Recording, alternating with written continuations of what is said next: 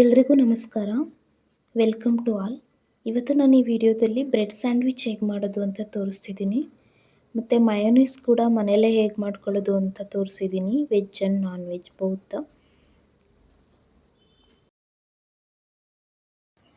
ನಾವಿಲ್ಲಿ ಬ್ರೆಡ್ ಒಳಗಡೆ ಸ್ಟಫಿಂಗ್ ಮಾಡಬೇಕಾಗುತ್ತೆ. ಅದಕ್ಕೆ ಏನೇನು ಬೇಕು ಎಲ್ಲನೂ ಸಣ್ಣದಾಗಿ ಕಟ್ ಮಾಡಿ ಇಟ್ಕೊಂಡಿದ್ದೀನಿ.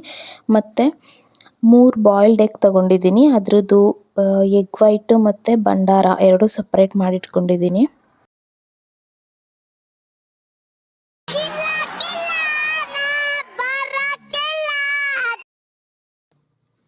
ಇಲ್ಲಿ ನಾನು ಎಗ್ದು ಯೆಲ್ಲೋ ಕಲರ್ ಯೋಕ್ನ ಸಪ್ರೇಟ್ ಎತ್ತಿಟ್ಕೊಂಡಿದ್ದೆ. ಅದನ್ನ ಇವಾಗ ಸ್ಮ್ಯಾಶ್ ಮಾಡ್ಕೊತಿದ್ದೀನಿ.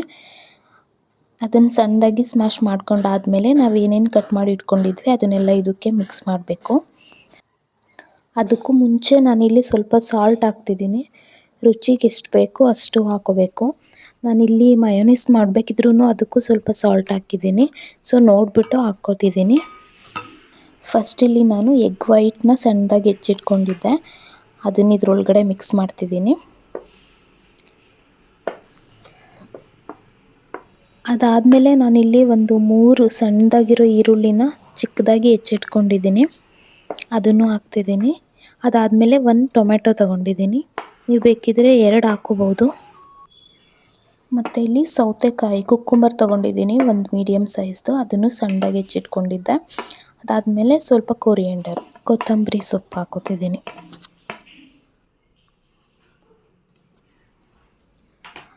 ಇದಿಷ್ಟನ್ನು ನಾವು ಫಸ್ಟು ಮಿಕ್ಸ್ ಮಾಡ್ಕೋಬೇಕು ಚೆನ್ನಾಗಿ.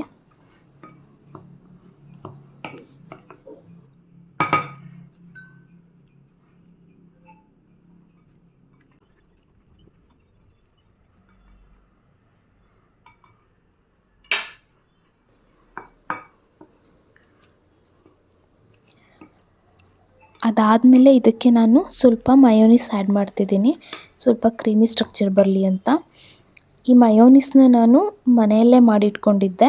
ಇದು ಹೇಗೆ ಮಾಡೋದು ಅಂತ ನಾನು ಇವಾಗ ತೋರಿಸ್ತಿದ್ದೀನಿ. ಮನೆಯಲ್ಲೇ ನಾವು ಈಸಿಯಾಗಿ ವೆಜ್ ಮತ್ತು ನಾನ್ ವೆಜ್ ಎರಡೂ ಮಯೋನೀಸ್ ಮಾಡ್ಕೋಬೋದು. ಅದು ಹೇಗೆ ಅಂತ ನೋಡ್ಕೊಂಬರೋಣ ಬನ್ನಿ. ಫಸ್ಟ್ ಇಲ್ಲಿ ನಾನ್ ವೆಜ್ ಮಯೋನೀಸ್ ಹೇಗೆ ಮಾಡೋದು ಅಂತ ತೋರಿಸ್ತಿದ್ದೀನಿ. 1 ಎಗ್ ತಗೊಂಡಿದ್ದೀನಿ, ಬಾಯ್ಲ್ಡ್ ಎಗ್ಗು, ಮತ್ತು ಸ್ವಲ್ಪ ಸಕ್ಕರೆ, ಅದಾದಮೇಲೆ ಸ್ವಲ್ಪ ಬೆಳ್ಳುಳ್ಳಿ, ಅದಾದಮೇಲೆ ಮೆಣಸು ತಗೊಂಡಿದ್ದೀನಿ, ಮತ್ತು ಸ್ವಲ್ಪ ಉಪ್ಪು, ಅದಾದಮೇಲೆ ಸ್ವಲ್ಪ ಆಯಿಲ್. ನಿಮಗೆ ಒಂದು 3-4 ಸ್ಪೂನ್ ಆಯಿಲ್ ಬೇಕಾಗುತ್ತೆ, ಅದನ್ನು ತಗೊಂಡಿದ್ದೀನಿ. ಇದೆಲ್ಲನೂ ಒಂದು ಮಿಕ್ಸಿ ಜಾರಲ್ಲಿ ಹಾಕಿ ಚೆನ್ನಾಗಿ ಸಣ್ಣದಾಗಿ ರುಬ್ಕೋಬೇಕು. ಆಯಿಲ್ ಇಲ್ಲಿ ನಾನು ಒಂದು 4 ಸ್ಪೂನ್ ತಗೊಂಡಿದ್ದೀನಿ. ನೀವಿಲ್ಲಿ ನೋಡ್ತಿರ್ಬೋದು ಕನ್ಸಿಸ್ಟೆನ್ಸಿ ಸೇಮ್ ನಾವು ಅಂಗಡೀಲಿ ಏನು ತರ್ತೀವಿ ಅದೇ ಥರ ಇದೆ.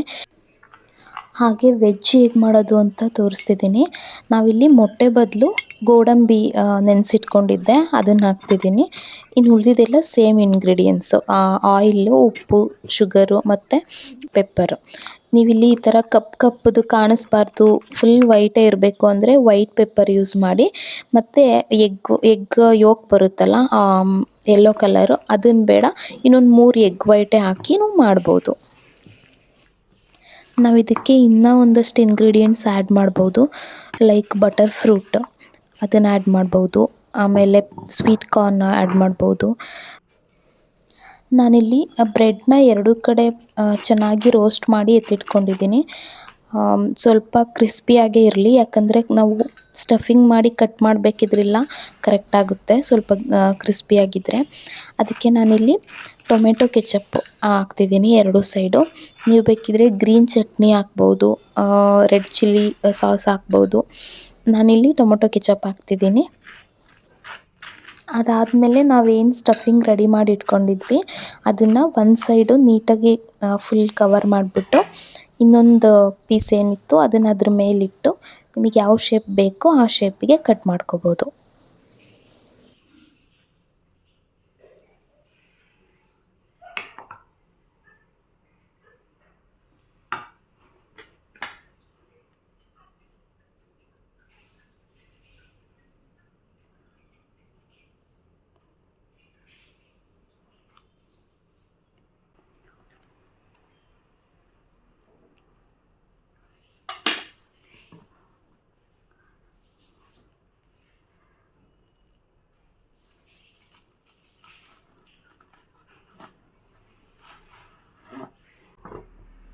ನೀವಿಲ್ಲಿ ನೋಡ್ತಿರ್ಬೋದು ಬ್ರೆಡ್ ಸ್ಯಾಂಡ್ವಿಚ್ ರೆಡಿ ಆಗಿದೆ with egg and vegetable stuffings. ನೀವು ಇದನ್ನು ಮನೆಯಲ್ಲೇ ಈಸಿಯಾಗಿ ಮಾಡ್ಕೋಬೋದು. ಇದನ್ನು ನಾನು ಹೊರಗಡೆ ತಿಂದ್ವಿ ಅಂದರೆ ಒಂದು ಮಿನಿಮಮ್ 55 ಇಂದ 60 ರೂಪೀಸ್ ಇರುತ್ತೆ. ಇದನ್ನು ನಾವು ಈಸಿಯಾಗಿ ಮನೆಯಲ್ಲೇ ಮಾಡ್ಕೊಳ್ಳಿ, ತುಂಬ ಹೆಲ್ದಿಯಾಗೂ ಇರುತ್ತೆ. ಈವನ್ ಡಯಟ್ ಮಾಡ್ತಿರೋರು ಕೂಡ ತಿನ್ಬೋದು. ಈ ವಿಡಿಯೋ ನಿಮಗೆ ಇಷ್ಟ ಆಯಿತು ಅಂದರೆ ದಯವಿಟ್ಟು ಒಂದು ಲೈಕ್ ಮಾಡಿ. ಸಬ್ಸ್ಕ್ರೈಬ್ ಮಾಡಬೇಕು ಅನಿಸಿದ್ರೆ ಸಬ್ಸ್ಕ್ರೈಬ್ ಮಾಡಿ. ನಿಮ್ಮ ಅಭಿಪ್ರಾಯನ ಕಮೆಂಟ್ ಮೂಲಕ ತಿಳಿಸಿ. Thank you.